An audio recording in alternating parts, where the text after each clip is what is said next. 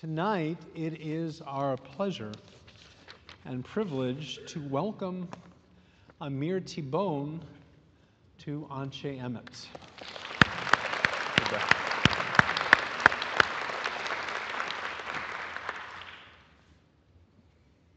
Now, Amir is not really a stranger to this community, as we had the privilege of talking about Israel with an expert on the subject. Amir has written The Last Palestinian, The Rise and Reign of Mahmoud Abbas, and as we will discuss, The Gates of Gaza tonight. From 2017 to 2020, Amir was based in Washington, D.C. as a foreign correspondent for Haaretz, and he also served as senior editor for the newspaper's English edition. He and his wife Miri and their two children are former residents of kibbutz. Evacuated residents. Of kibbutz Nachal Oz, and are currently living in a different kibbutz in the north, which is near Haifa. And so what was a safe place is no longer.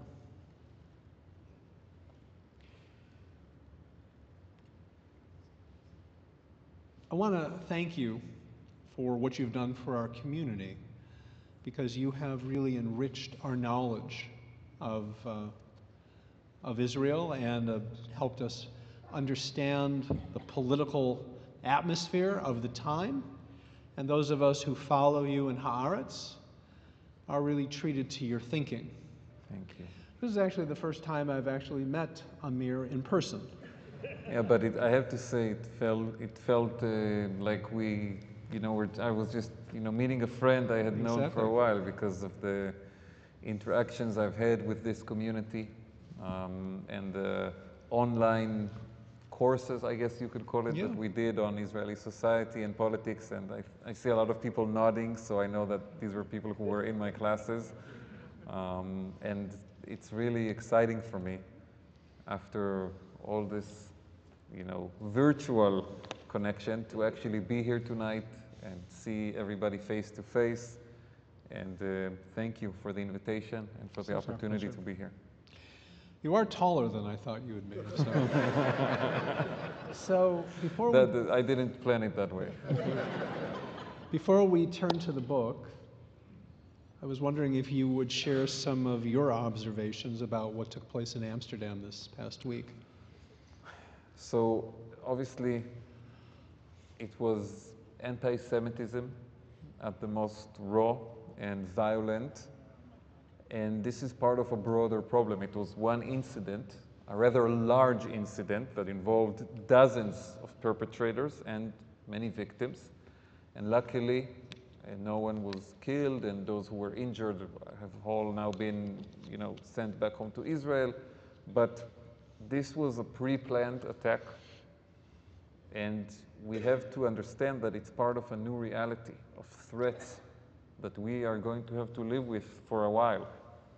And there is this incident in Amsterdam, but we are looking at potentially other incidents in other cities. And it will require us to be more alert and to be more careful. And it's sadly the world we're living in right now. Right. So like Israelis who feel that normalcy is not part of their reality, I think Jews around the world are also dealing with that. I have a deep appreciation for what has happened to the American Jewish community and to other diaspora communities over this past year. It cannot be compared to what happened in Israel and what happened to Israelis, but it is a unique experience that we have to understand how shattering and frightening it has been for many people. And because I have lived in this country as a foreign journalist, and I've written a lot about the American Jewish community, and I have a lot of friends all over this country, I do understand that it's been an earthquake, in a sense, and that people's sense of security has been, let's say, decreased, if we want to use a polite word. And scenes like what we just saw in, again, you know, a European capital and a city famous for its Jewish history, it does not give people more confidence. No, not at all. And for those people who say that Israelis should go back to Europe, I actually saw one of the assailants in that attack in Amsterdam yelling at one of the Israelis, "Go back to Europe," which was, I mean, you know, beyond words. But by the way, it's important to say one other thing about Amsterdam. This is not a Jewish problem. This is a European problem. Because today it's the Jews, and tomorrow it will be someone else. And if you have this kind of violence and terrorism and lawlessness in your streets, it will not be confined only to the Jewish victims. And those Israeli Jews who were attacked in Amsterdam eventually went back home to Israel. And everybody who is still in Amsterdam will have to deal with this problem. And not everybody in Amsterdam will be able to move to Israel. The Jewish population there has that option open to them always. But everybody else who watched this in horror, and I think a lot of people in the Netherlands and in Europe at large were horrified by this incident, they will have to deal with it. Let's turn to the book. Please.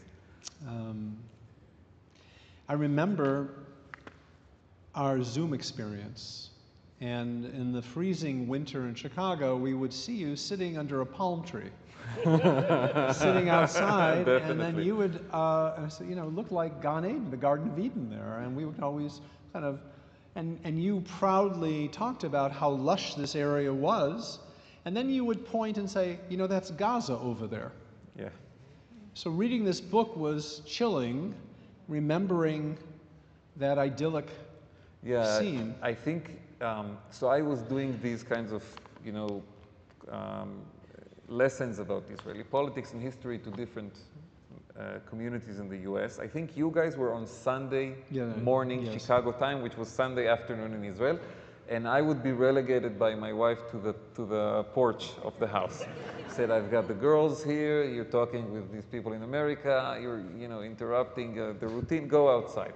So I would sit on the porch, I would have the, you know, flowers behind me, and like you said, it's a tall tree, and it would be around, you know, kind of sunset, beautiful hour, and I was, and I think you could see the beauty of Kibbutz Nachal Oz, of my home.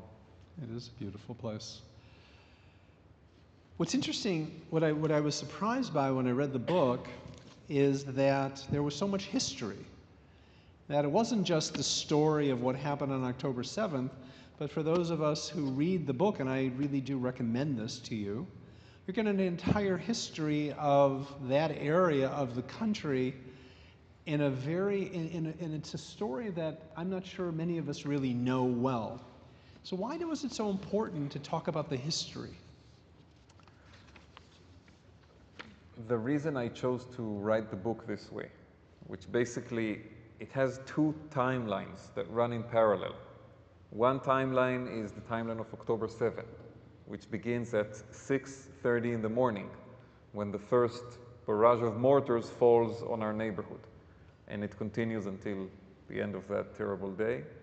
But the second timeline is that of the history of Kibbutz Nachal Oz, of my home, of my community, from its beginning in the 1950s up until October 6th, really. The reason I chose to do it that way, well, I would say there are two, actually. First reason is, I don't think you can really understand October 7 without understanding the history. Without understanding the history of these communities along the Gaza border and the relationship between Israel and Gaza, the good times and the bad times, the hope and the despair, the prospects for peace, and the reality of war. That's the first reason. because all of this history is important context for the horrors of October 7. The second, and I think deeper, more personal reason is I did not want to write a book that will minimize Kibbutz Nachal Oz, which means so much to me, to this one terrible day. I think that would do a great injustice to Nachal Oz and to all of the other communities that were attacked on that day. These places were not born on October 7. These are places that have a history, a rich and fascinating history, full of complexity and surprises. I think there are some surprising parts in the historical narrative that people tell me after reading the book they were shocked to find out about. But it really would be terrible if everything that is left of Nachal Oz in people's mind is October 7. And I can tell you, by the way, that I've been approached by several people from other communities that were attacked on that day who told me that they have been inspired by how I wrote it for their attempts to tell the stories of their communities.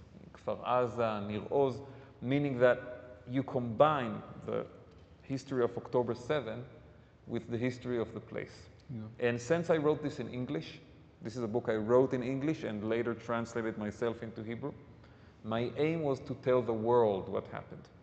And I didn't just want to tell the world what happened on October 7, I also wanted to tell the world who are the people that it happened to and what is this place that was attacked. And that's the reason I did this combination. Well, it's such a pleasure to hear you talk about it, because those of us who read the book will get to meet some extraordinary people and really fall in love with different characters on the kibbutz and kind of feel like we have a sense of the whole vibe of the kibbutz as well. But I don't want to give people the wrong impression. You weren't born on this kibbutz. In fact, you came to the kibbutz as an adult. How in the world did you talk your wife into moving to the Gaza envelope? Tell us about that. So, yeah, that's quite a story. It all started in the summer of 2014, which was a very difficult summer. There was a war between Israel and Hamas, what we call Mivtza Tzuk Eitan, Operation Protective Edge, exactly a decade ago. And I was covering it as a journalist. I was living in Tel Aviv at the time with Miri, my wife. She's a social worker. And during that war, I came one day to Kibbutz Nachal Oz to write a story about the most bombarded community in Israel. Nachal Oz is uniquely close to Gaza. It's just 800 meters from the border fence, and behind it, the easternmost neighborhoods of Gaza City. Just ridiculously close. And because it is so close to Gaza, it is not protected by Iron Dome. Iron Dome does not have enough time to calculate the route of an incoming rocket or mortar when it is launched from the Sajaiya neighborhood in eastern Gaza toward Nachal Oz. And so when I came to write the story about this community, the most bombarded kibbutz in Israel, I was expecting to arrive to a military fortress, 800 meters from the fence. And I remember that day, August 2014, I entered this kibbutz and I saw the beautiful green lawns and all the tall trees and the little gardens around the houses with all the flowers and the vast open fields. In the summer, there's a lot of sunflowers, so you get this bright yellow color attacking you. And I said, what is this place? This is not what I expected. I really fell in love with the place. But then, I went back I wrote my story and I went back to Tel Aviv and I had to write other stories and life went on. Just wait, let me just interrupt for real quickly. How long do you have, if there's no Iron Dome, how long do you have in Nachal Oz to reach a shelter? Yeah, I'll answer this with a little story. You mentioned, Rabbi, that right now our community, including my family, we are all evacuees to a different kibbutz in north central Israel, outside Haifa. We were evacuated there on October 8th, and most of the community is still there. So in the kibbutz we're in right now, near Haifa, when there's a rocket launched from Lebanon, that's the arena, you have 1 minute and 20 seconds to seek shelter. And for the local population, this is new. They haven't been bombarded, since the independence war of 1948. And a minute and 20 seconds is very stressful for them. But for us, the Nahal Oz evacuees, we say that we can bathe a child in that amount of time. Because in Nahal Oz, when there's an attack from Gaza, you have 5 seconds. 5 seconds. 5 seconds, yes. 5 seconds. That's how close it is. So, and the joke in Nahal Oz is that usually you hear the boom and then the alarm goes off. But, I mean, it's close. It's very close. So again, help us understand how you managed to talk your wife into moving down there. So I really fell in love with the place, and what happened then was a combination of tragedy and Zionism and the Israeli spirit. Toward the end of that war, 2014, Nahal Oz experienced a terrible, terrible tragedy. Every war has its own failures and its own miscalculations, and there have been many failures in the current war. We'll talk about them later. In 2014, one of the biggest failures was that the Israeli leadership and the army did not clearly indicate and communicate to the Israeli people the real state of the war. When is there going to be a ceasefire? Until when is the war going to go on? And toward the end of that war, in the last week or two, people from the Gaza border area, from communities like Nahal Oz, couldn't take it anymore. People were outside of their home, living in hotel rooms, sharing one room, an entire family. The parents cannot work, the children don't have school. People were going crazy. And Hamas was constantly putting out statements and briefing Al Jazeera and Arabic media that the war is about to end, that it's almost on the verge of a ceasefire, and there was no communication from the Israeli government. So families began to return to kibbutzim like Nahal Oz, believing that the war will end, will suffer for a few days under rocket fire, and then it will all be over. And it was true. It was really the end of the war. But 4 days before it ended, a mortar from Gaza landed in kibbutz Nahal Oz and killed a 4-year-old boy by the name of Daniel Tregerman. And after his death, the community was really in a deep, deep crisis. Almost overnight, more than 15 families got up and left. Now, this is a kibbutz of, at the time, just under 400 people. So 15 families with children leaving, this is a death blow to such a small community. Overnight, it became less than 300. And some of the founders of the kibbutz, people who have been there since the 1950s, they said, this is going to become a nursing home. No kids. And that's when my wife and I decided to move there. We were living in Tel Aviv at the time. We were young, ideological, adventurous. And she had known about my fascination with the place. I told her, we really, you're going to like this place. We need to go and see it. They need young people there right now. So the war ended on August 26th. And on September 26, 2014, we went to look for an apartment there. And we moved there, and this was a really good time, because everybody said we were crazy, but we were not the only ones. There was this group of young couples, young families that had moved to the kibbutz around that time out of ideological commitment to strengthen this community on the border, not to let this kibbutz fall apart, because that would be the ultimate victory for Hamas. Mm-hmm. If they could murder a 4-year-old child and then have an entire community fall apart, then they win. And so we moved there. We became part of this group of families. We got married there in June 2016, the first wedding in the kibbutz after the war, a small Israeli wedding with 450 guests at the kibbutz pool. And, after 3 years there, I got an offer to go to Washington, D.C. from Haaretz to cover the Trump presidency, which at the time we thought would only be 1 term, but, things have their way. And when that was over, we spent 3 years there. When that was over, we came back to Nahal Oz. It was 2020. And that's when we became parents. Mm-hmm. And so the next 3 years, we were basically raising our 2 daughters in this kibbutz, building a home, because until then we had lived in a rather small apartment. But now we were, okay, we came back from America, we're serious about this, we're going to build our home here. And we started building, and we finished the construction of our house in November 2022. That's when we moved to the new house, basically a year before. But for us, what started as some kind of an ideological commitment, it just became a natural, deep connection to this place, to our home. Mm. This is beautiful and powerful. And so let's move to October 7th and kind of take you back there. And in your telling of the experience of your family, a baby stroller kind of plays a role, it becomes a character in the story, if you will. Yeah. So help us understand that, help us understand what happened. Tell us a little bit about the night before and the recital, and kind of set the scene for us. So October 7, 2023 was actually supposed to be a day of celebration in our kibbutz. On that day, Saturday, at 7 p.m., we were supposed to have a party in the pool of the kibbutz marking 70 years to the foundation of Nachal Oz. The kibbutz was founded in October 1953.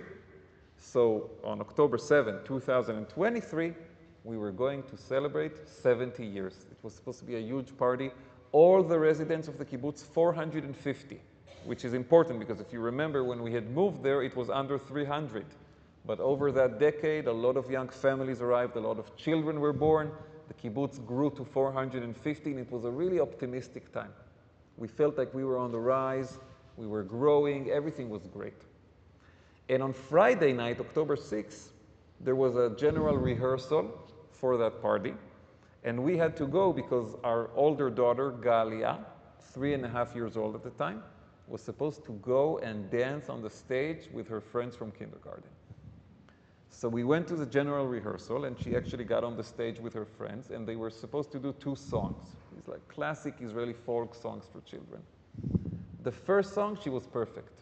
All the moves, everything on time. We were so proud. But then the second song, it became a little more complicated. She didn't remember the moves. She didn't want to do it. She interrupted one of her friends. And so we were worried. What are we going to do? I mean, if she had all this trouble in the rehearsal in front of 100 people, what's going to happen tomorrow when it's going to be 450 kibbutz residents and 200 guests from outside and big lights and a lot of noise?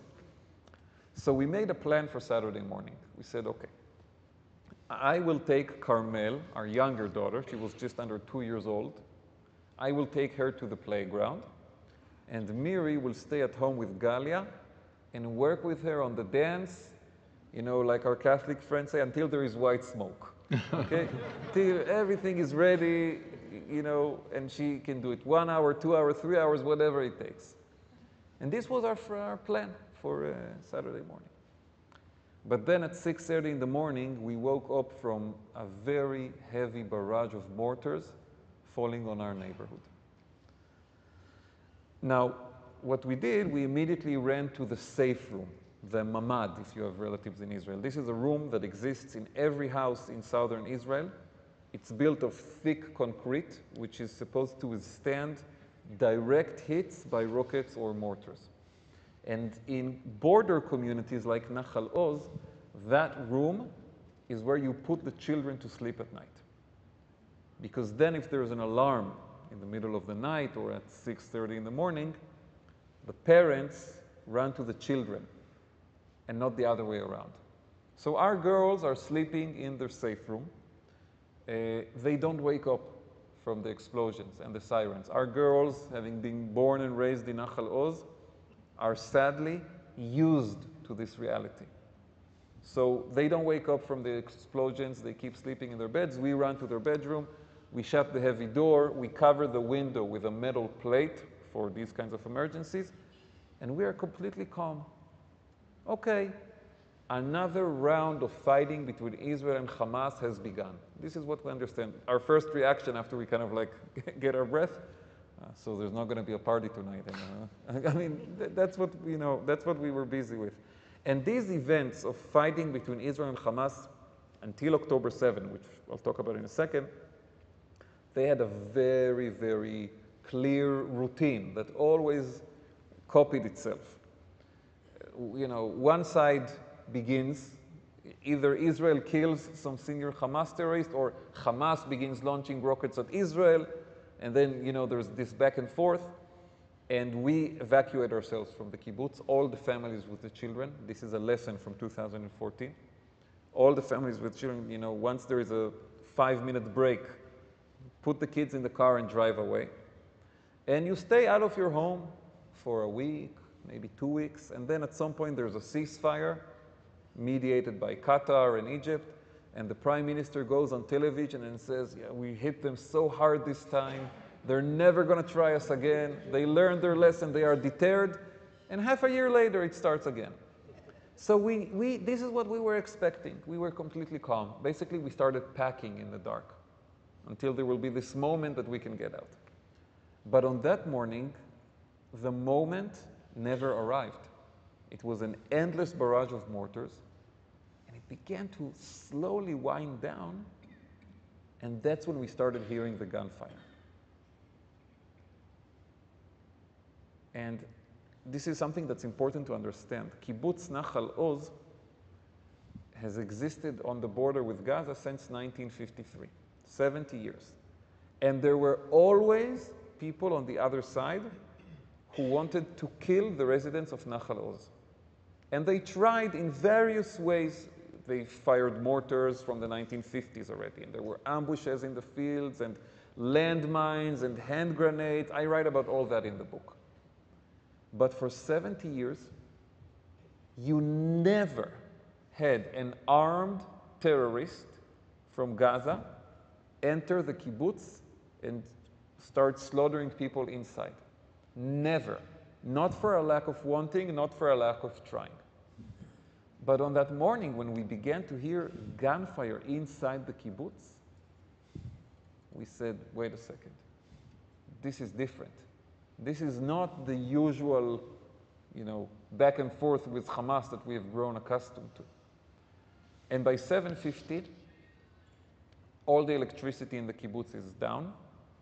We are in the safe room with the girls, and our house is surrounded by 5 Hamas terrorists, armed with AK-47s, hand grenades, RPGs. The door of the house is locked. All the windows, all the blinds are rolled down, and the terrorists are firing through the door and through the window, trying to break into the house. And that's when the girls wake up. But that stroller was outside, so you might have thought that the terrorists would have left that house alone because there were children inside. I didn't think that, but when I wrote the book, it was very important for me to mention that detail. I had no doubt.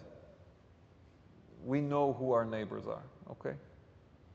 I'm not saying all the Palestinians in Gaza are like that, not at all. Not at all. But we know Hamas. They have no reservations about killing children. By the way, they are also responsible for the deaths of many Palestinian children because of their decision to do this massacre and open the door to this terrible war. But I did not think for a second that they would, not attack a house because there's a baby stroller outside. But when I wrote the book, it was important for me to mention this detail, that they came to our house and they saw the baby stroller outside. And the reaction was to continue their assault of the house and try to break in. This is the reality. This is what we're dealing with. How do you keep your children calm in a safe room for multiple hours at a time? 10 hours. It's pitch black in there too, right? There's no light. No electricity. I'll say a few things about that. It's a really important question. First of all, just to set the scene, there's this famous song by Leonard Cohen. There's a crack in everything. That's how the light comes in. Well, on that day, I found out that Leonard Cohen, who I love and respect, was wrong. The safe room is built to block pieces of shrapnel from falling rockets and mortars. Once you shut the metal door and you cover the window with the metal plate, it is supposed to be completely blocking even the smallest piece of shrapnel. Let's say a rocket falls on your living room, not even a tiny little piece, because that piece can kill you if it hits you in the wrong place. So everything is blocked. And once the electricity fell down, and as our phone batteries were dying, we didn't want to use light from the phone, there is no crack. There's no light coming in. It's not a darkness that your eyes get used to. It's just total darkness. You don't see anything. And we have two young girls there. One of them is not even 2 years old, and the other is 3.5. And they wake up from the gunfire in this dark room. They want to go out and play. They want to go out and eat. They want to use the bathroom. And we cannot give them any of those things. And more importantly, we have to keep them quiet, because it's important to understand the situation. The terrorists are armed from head to toe. They have, like I said, AK-47s, hand grenades, RPGs, anti-tank missiles, ceramic vests, and we are not armed. And honestly, even if I had a handgun, it would not have helped, because the 5 people with that kind of weaponry, nothing would help me in that situation.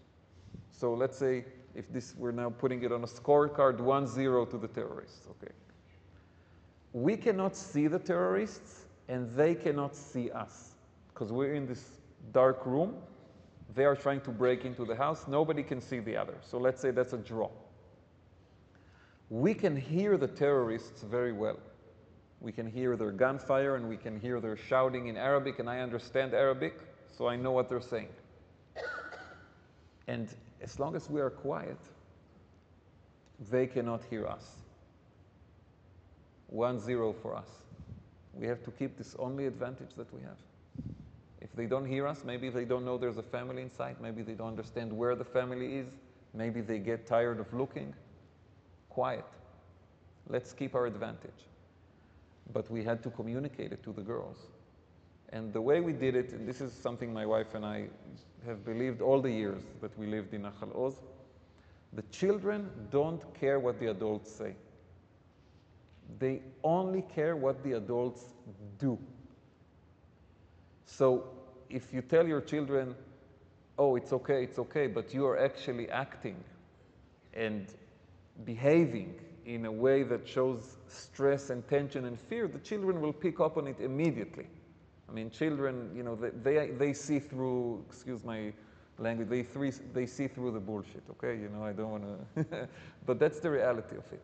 So we had to be very, very calm and reserved ourselves, so that the girls will actually feel that they can be calm and that they can listen to us. And that's what we did. We told them, we have to be quiet right now. There's dangerous noises outside. There's dangerous people out there. And we have to be quiet. And they listened.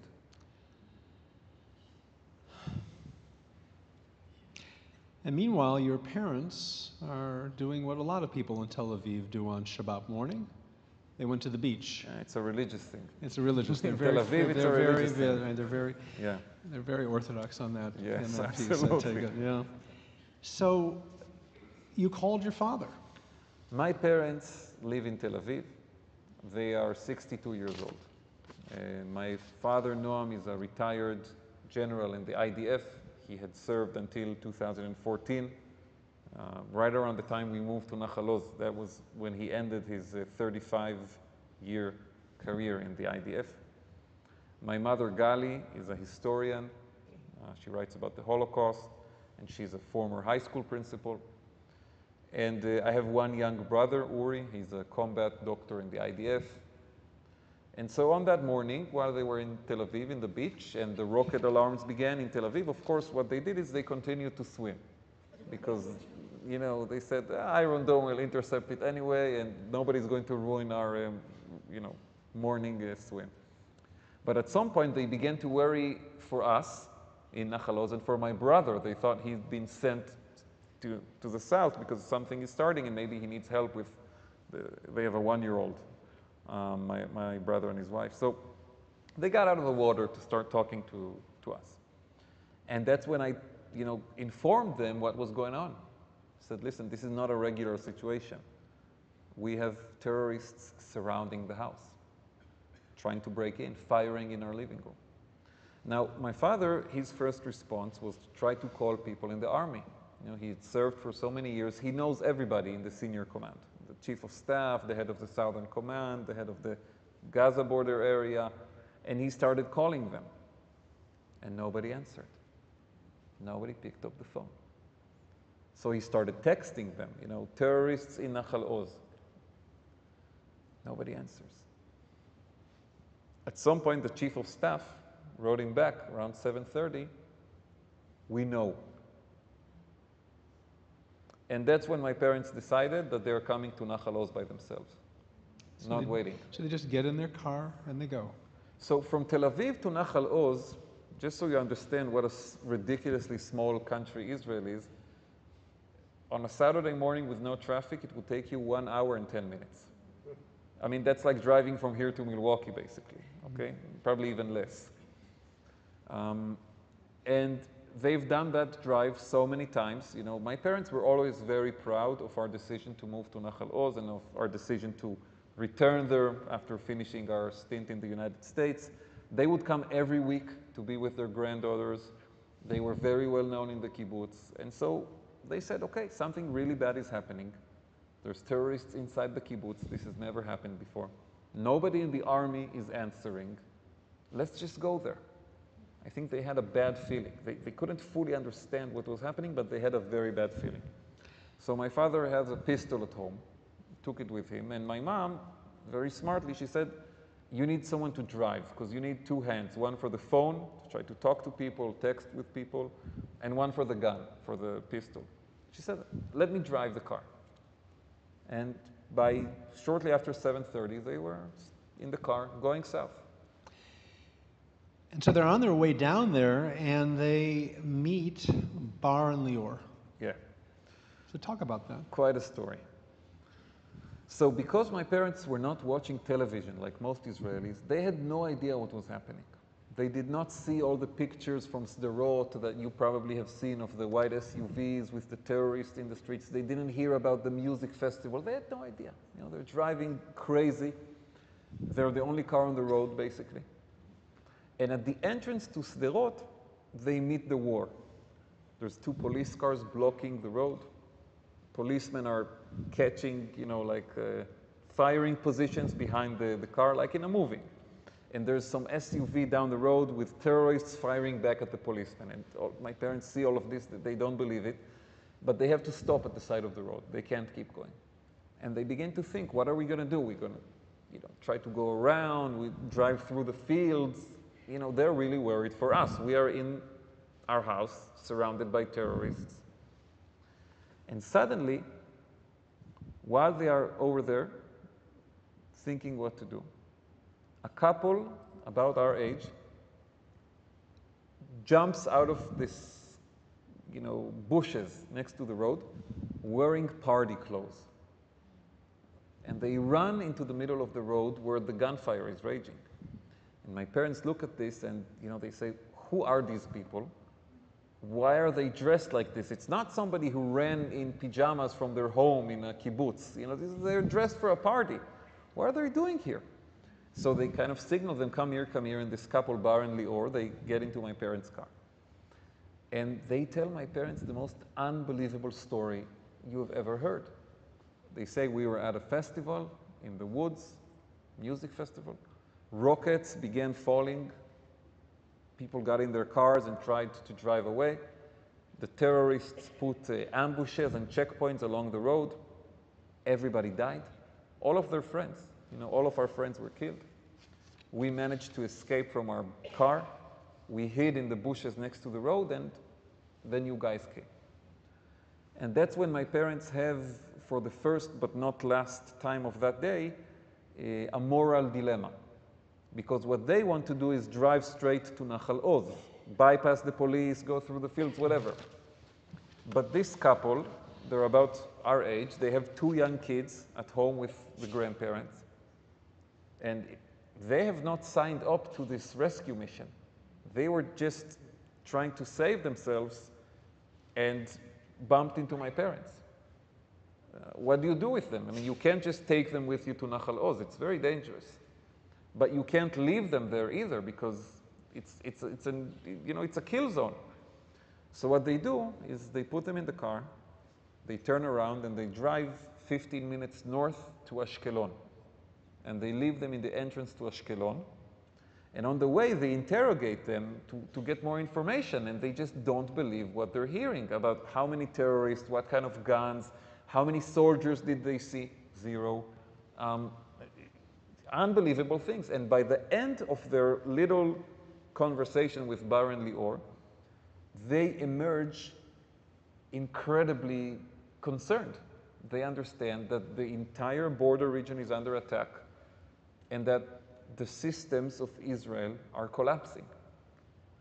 By the way, Bar and Lior, we've since become friends. I mean, we've had them for dinner twice. We went to the beach together on a Saturday. They're an amazing couple, and they have wonderful kids. And they're alive today. And they're alive. Because of your parents, yeah. Yes. They were remarkable people. Yes. And so your father then meets Roi.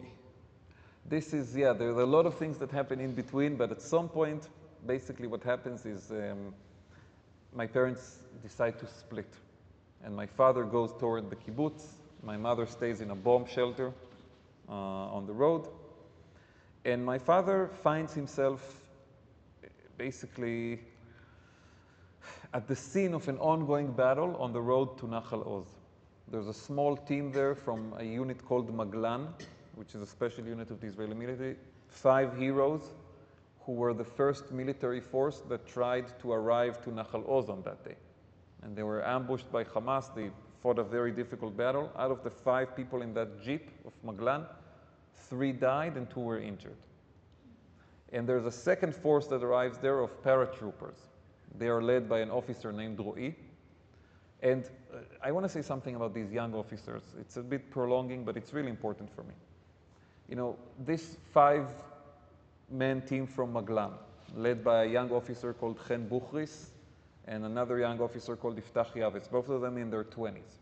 And this paratrooper force led by Roi, a 30-year-old, these were young officers who did not wait for orders, did not wait for clarity, did not wait for someone to tell them what to do. They heard there were people being slaughtered in Nahal Oz, in Kfar Aza, and they came there.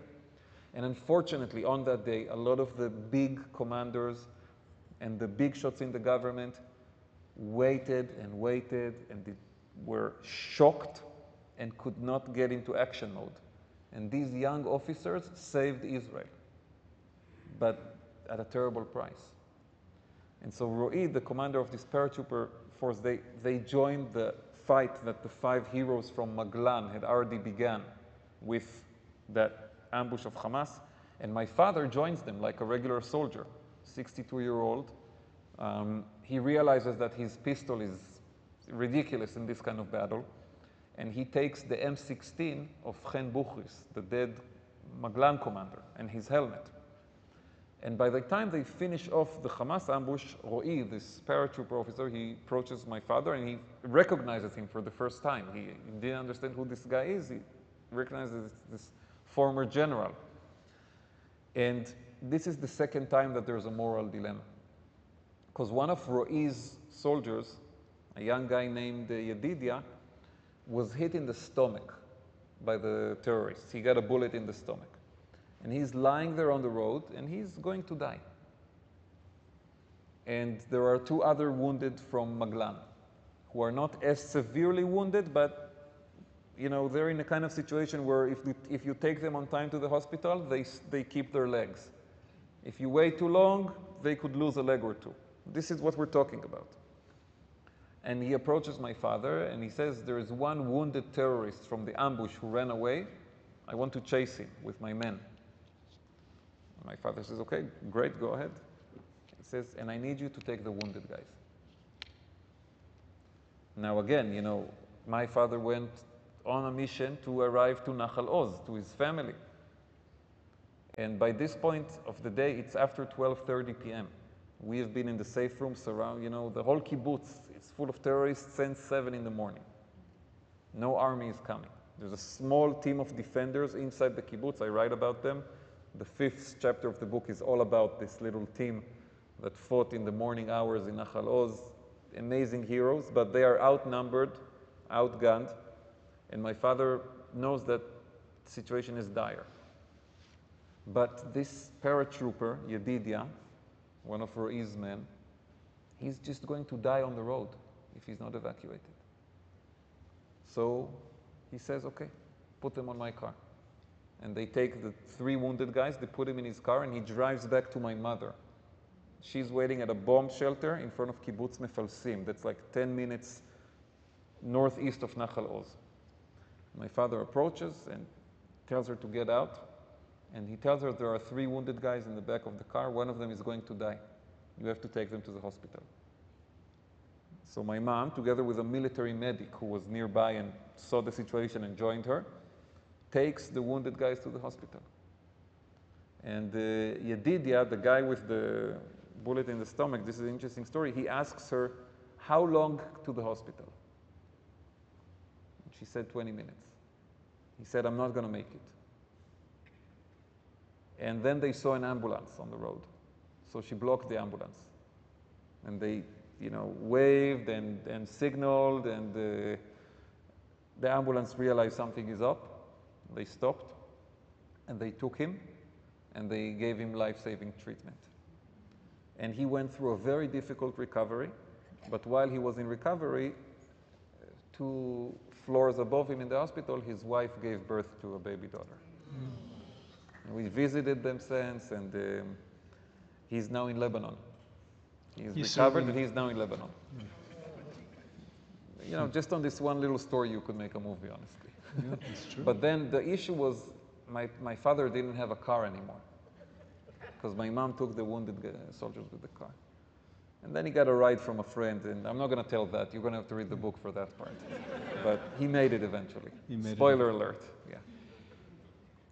So, could you actually believe that your father was on the other side of the door? I mean, how is that even possible for you to conceive of? Or is your father just that guy? And I'll say something about that. When my parents told us they were coming to the kibbutz, I knew they were going to make it.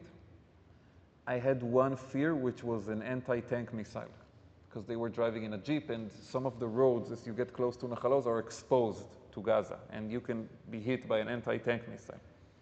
I had no doubt that if he ran into face-to-face a battle, he would succeed, because he's a special forces guy, and he's been a fighter all his life. I was afraid about a missile hitting the car.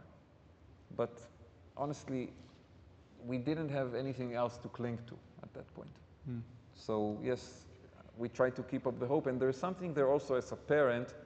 I was asking my daughters, who are much, much, much younger, to put faith in their parents. Okay, we were asking our daughters to trust us, that they have to be quiet and that it's going to be okay, and not to lose it and not to panic and not to fall into hysteria. And I told myself, if I'm asking so much of a 3.5-year-old and a 2-year-old, then I can do the same myself and just cling to some hope and believe it's going to be okay. You had the experience of going back with Roy to walk through what he went through. Yeah. And so I'm gonna quote from your book. Go ahead. My people fought heroically that day, Roe said. They killed a lot of bad people. But when I see what happened inside this kibbutz, I realize we had it easy. You guys, your community, the people who lived through this horror, you're the ones who truly deserve all the credit. You are the real heroes. What was it like hearing those words from a battle-hardened soldier? This was a very, very special situation. I started working on this book in late November. And I wanted to reach out to all the people that I'm writing about, to interview them. I'm a journalist at the end of the day. But it was difficult because a lot of the people I wanted to write about, I could interview everybody from the kibbutz that I wanted, and I could interview, historians and experts and people in the government, but I wanted to interview the soldiers who fought on that day in Nachal Oz, and people who met my parents along there. So Baron Lior, for example, it was easy to interview. But Ro'i, I really wanted to interview him because he had a very important role in the story. But he was in Gaza all the time. And he was in a war. And I had to wait, but at some point, he got out with his soldiers and he contacted me. And he said, okay, I have 4 or 5 days, let's do this. I said, great, now he lives in Tel Aviv. And I said, okay, you want to meet somewhere near your place in Tel Aviv? He said, no, I want to go to Nachal Oz with you. I want to show you where the battle took place, and then you show me your house. Because he felt bad. He did not enter the kibbutz with my father. Basically, there was a point where they split, and he went into a very, very important mission in the Nachal Oz military base, which is right next to our kibbutz. But he told me he felt badly that he did not continue into the kibbutz. He said, I was worried about your family. So we met, and we drove together. And he showed me the battle scene. And then I took him to my house, and I showed him what this day looked like from the perspective of a civilian family. I showed him the bullet marks on the walls and the windows, and I showed him our safe room. And it was very exciting. It was a very strong experience. And I have enormous respect for him and his men and everybody who was there on that day. I have a lot of criticism for those who weren't there on that day. And that criticism goes all the way to the top. But I have enormous respect and gratitude for the soldiers and the officers who were there and fought for our community.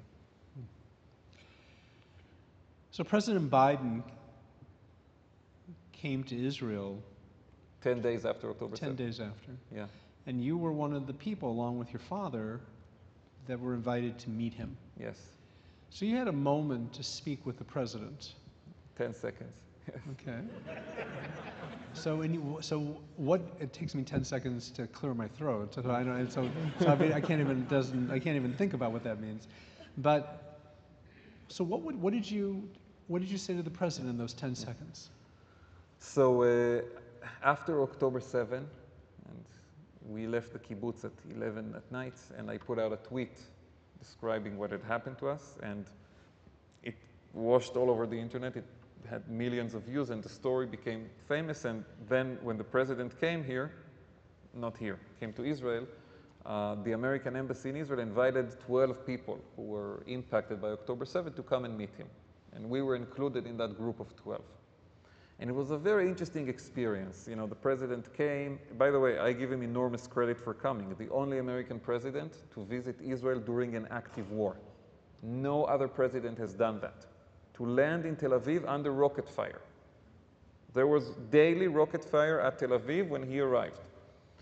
And he had this full schedule. He met the prime minister, the president of Israel, the war cabinet, the families of the hostages, and then our group of 12, we were supposed to be the last thing on his agenda before he flies back to America. And we were briefed that each person would get 10 seconds, really, to say something to the president, and then there would be a photograph, and then we would all disperse. And we were okay, cool.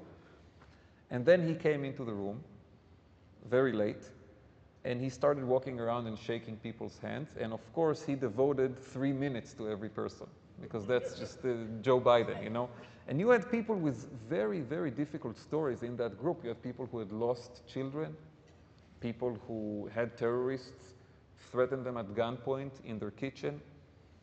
You had heroes who fought and, saved communities. And I saw that there were people who needed more time with him. Because, as far as what we've been through, it was horrific, but, compared to other people, it could be 10 and 100 times worse.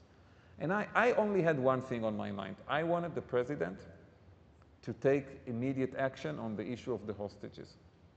We had 7 people kidnapped from our kibbutz, including an 8-year-old girl who was kidnapped with her 15-year-old sister, Dafna and Dela.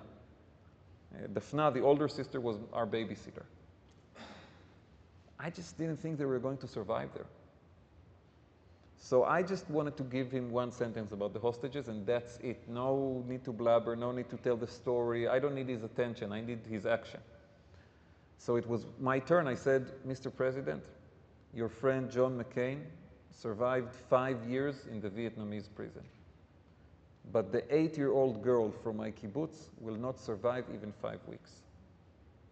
You have to do everything and put all the pressure to get them out of there. And President Biden looked at me straight in the eye and he said, I'm working on it. I'm really working on it. So, and a month later, the 2 girls from kibbutz Nachal Oz were released, Dafna and Ella. In the November deal, which brought us back 100 women and children alive. Alive, okay? Bringing back hostages in caskets is not an achievement. Alive. Sadly, we still have 2 hostages from our kibbutz who are there until now. The men were not released in the November deal. And we have 2 friends, Tzachi Idan and Omri Miran, fathers of young children, and they were kidnapped alive in front of the eyes of their children, and time is running out on them. Well, today's the 400th day. Yes. And are you at all hopeful that those hostages will ever be released alive? I cannot lose this hope, because it will be something inside of me will die. We are fighting for the release. I'm doing everything I can. I write about it. I speak in the demonstrations. I talk to every person I can. But I want to be very brutally clear about this. Okay? And I say this in Israel in Hebrew and here in English and, you know, wherever I get an audience. The only way to bring them alive at this point, maybe there were other options half a year ago and 10 months ago. Today, it's to make a deal and end the war. Everything else is playing with time. And the one thing the hostages don't have is time. If you saw the conditions under which the 6 hostages in Rafah were held until their murder 2 months ago, this is the group of 6 that included Hirsch Goldberg, a young American citizen that I'm very friendly with his family. These are not conditions in which people can survive for a long time. They don't have time. And if we're angling for a better deal, trying to get something better, trying to tell ourselves all kinds of stories, if we just do A, B, C, they will have a better deal. We don't have time to, it's not a laboratory. We don't have time to play with these experiments. And this is the reality of it. This is the reality of it. We have lost dozens of hostages in recent months. But I do try to remain hopeful because I cannot look in the eyes of my friends, Gali, Idan, who lost her daughter on October 7, and then her husband, Tzachi, was kidnapped, and Lishai Miran, who was holding her baby in her hands while her husband was taken away from there.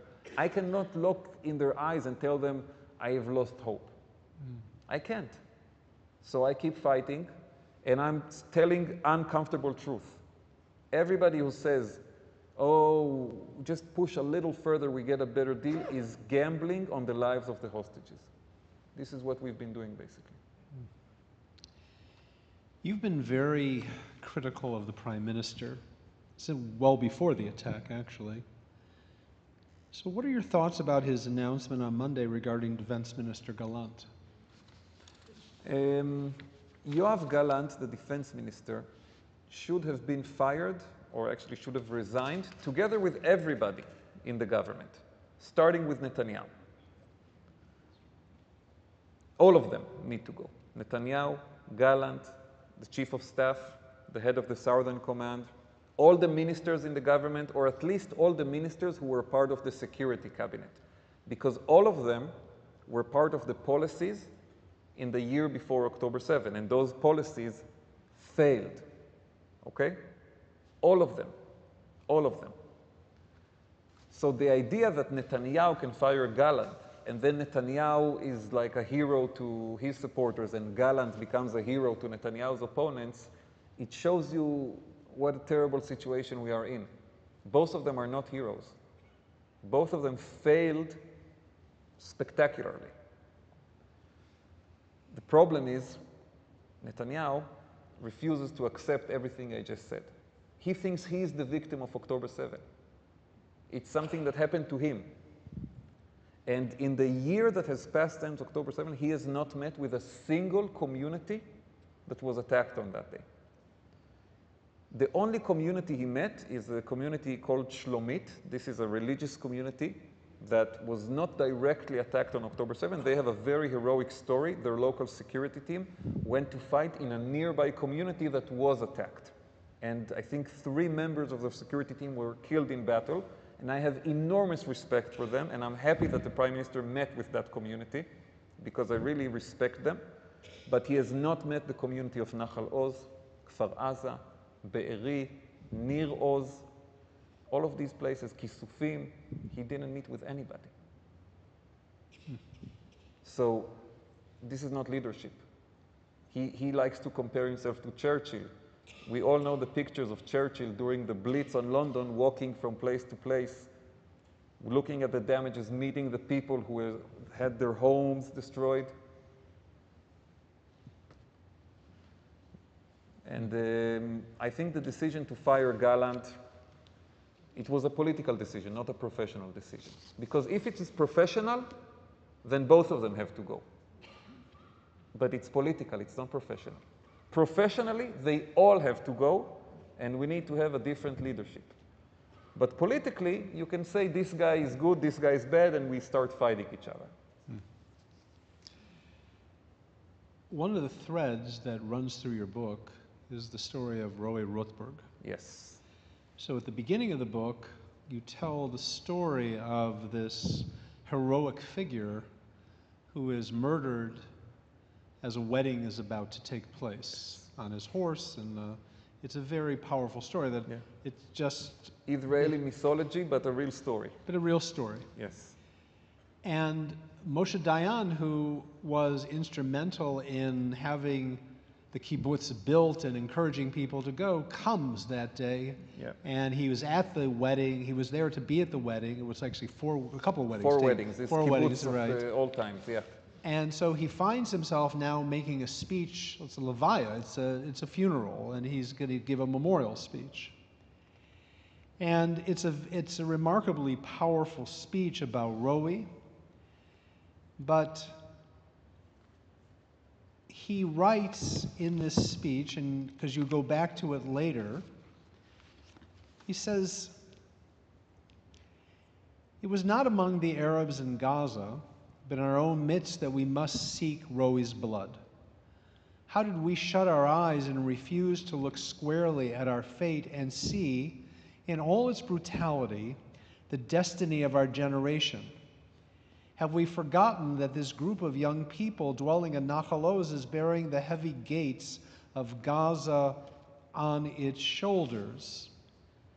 And he then talks about the fact that the people on the other side in Gaza will never rest until Israel and Nahal Oz are destroyed. Yes. You know? You call your book The Gates of Gaza, right? Which is it's a reference to the story of Samson. From the Bible, indeed. From the Bible, exactly. Yeah. So put those pieces together and take us to the end of the book and some of the conclusions you want us to draw. This speech by Dayan is one of the most important speeches in Israeli history, and really in the history of Zionism. And Dayan was an avid Bible reader. It did not have a big effect on his personal life. Or let's say he was more in the camp of King David and King Solomon than the prophets. But he was an avid Bible reader, and it's not coincidental that he chose this theme of the gates of Gaza for that speech, for that eulogy in Nahal Oz, corresponding with the story of Samson. And for me, the Dayan speech was one of the biggest challenges in writing the book. Because on the one hand, it's probably the single most famous event in the history of Nahal Oz, at least until October 7.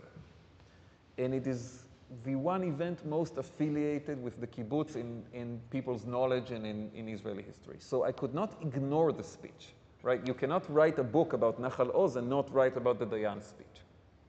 And at the same time, I did not want to bore my readers. And oh, again, this speech by Moshe Dayan, you know, it's been featured in so many articles and books, especially after October 7. I mean, you had hundreds of news articles in the weeks after October 7 that quoted this Dayan speech. So I said, what am I going to do?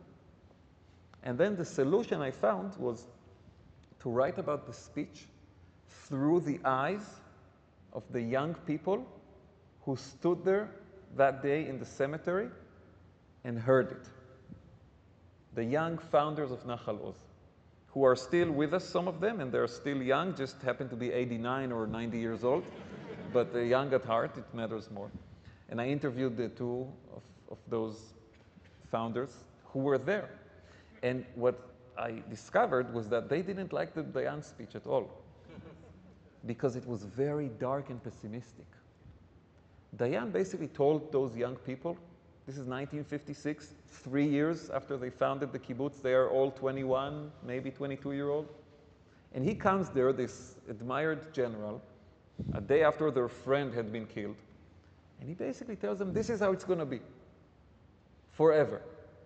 The people on the other side will always want to kill you, and you will have to be ready and alert and armed and on your guard, and it will never change.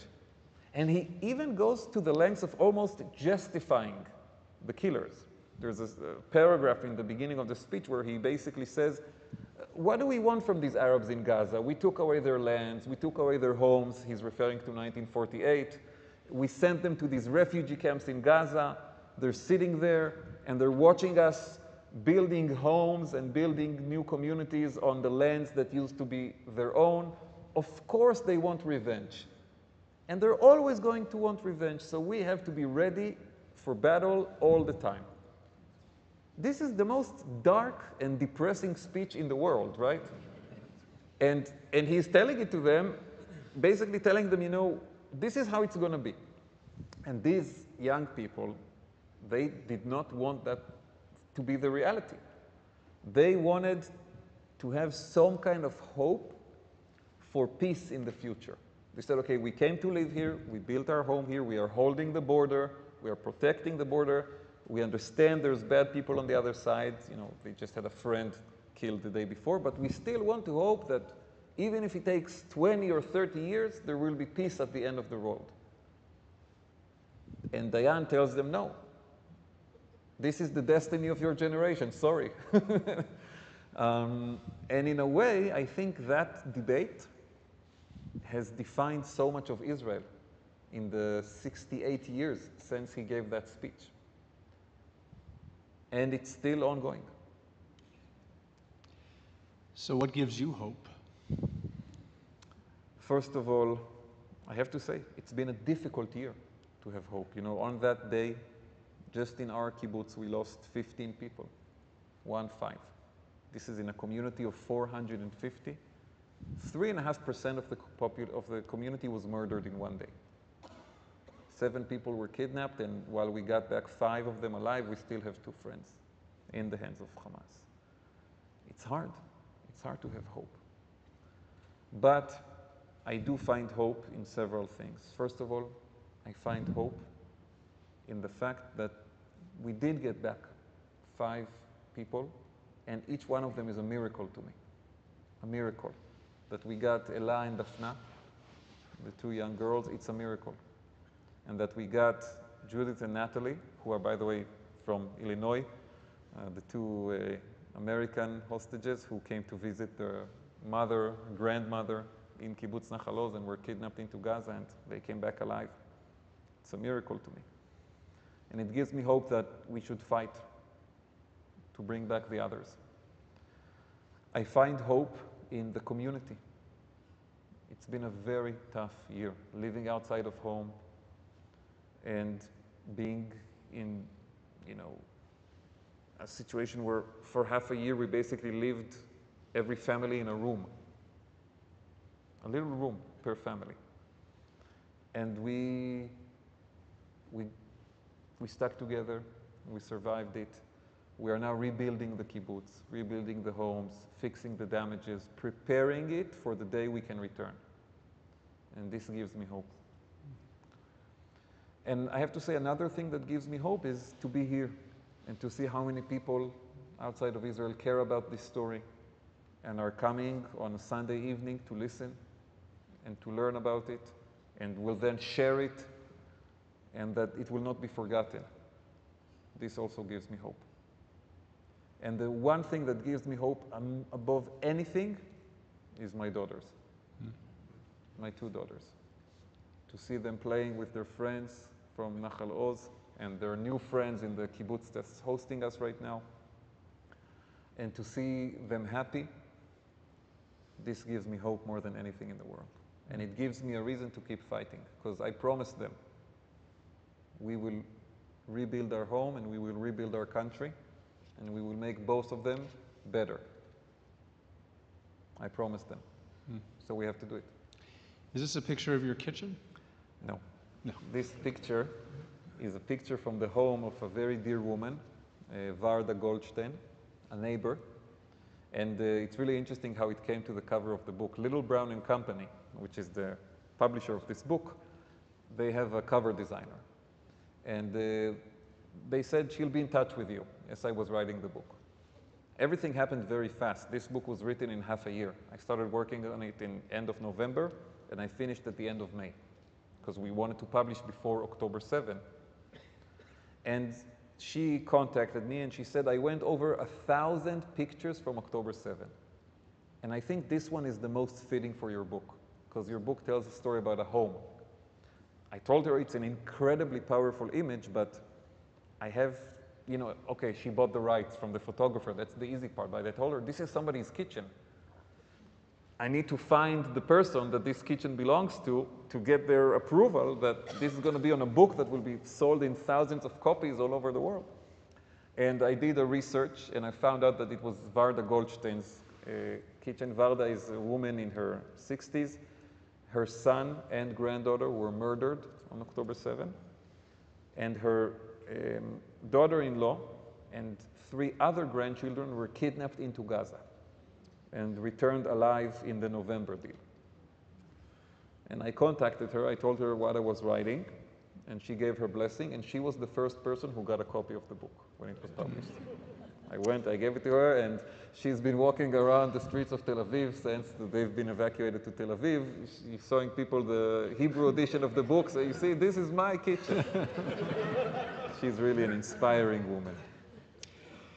Amir, this book is, in its own way, a Kiddush Hashem.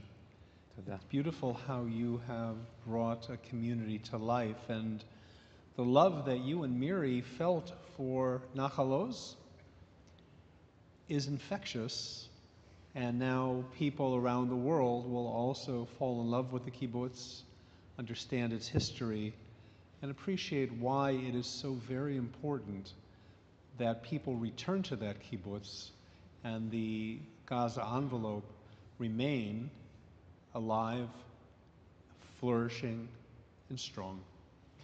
We thank you, Amir, for being with us tonight.